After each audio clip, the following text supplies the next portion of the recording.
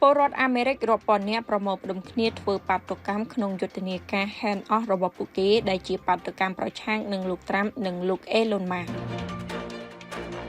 មីជាតិស្នាដៃខ្មែររសជាតិខ្មែរ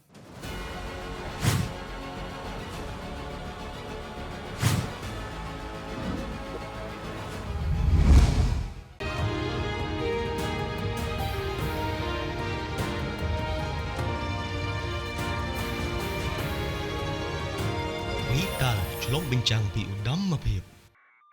មនុស្សរាប់ពាន់នាក់បានប្រមូលផ្ដុំគ្នានៅទីក្រុង Boston ដើម្បីតវ៉ាចំពោះសកម្មភាពនៃរដ្ឋបាលសហរដ្ឋអាមេរិកលើចំណាត់ចែងដែលរដ្ឋាភិបាលមួយនេះធ្វើឲ្យសេដ្ឋកិច្ចសកលធ្លាក់ការបំបិទសិទ្ធិមនុស្សនិងបញ្ហាផ្សេងទៀតដោយបាតុកម្មនេះមានការចូលរួមជាមួយគូប្រជែងរបស់ប្រធានាធិបតី Donald Trump និងមហាសេដ្ឋី Elon Musk ផងដែរដោយពួកគេបានមកប្រមូលផ្ដុំគ្នាពីគ្រប់រដ្ឋចំនួន50ទូទាំងប្រទេស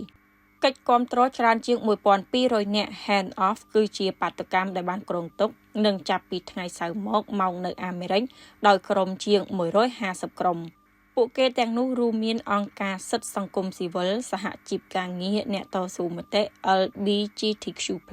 អតីតយុទ្ធជននិងសកម្មជនបោះឆ្នោតជាដើមទីកន្លែងតវ៉ារួមមាន National Mall ក្នុងទីក្រុង Washington DC រដ្ឋធានីរបស់រដ្ឋនីមួយៗនិងទីតាំងផ្សេងទៀតក្នុងរដ្ឋទាំង50រដ្ឋផងដែរនៅពេលសួរអំពីបាតុកម្មដែលបានកើតឡើងនោះស្រាប់តែសេតវិមានបាននិយាយនៅក្នុងសេចក្តីថ្លែងការណ៍មួយថា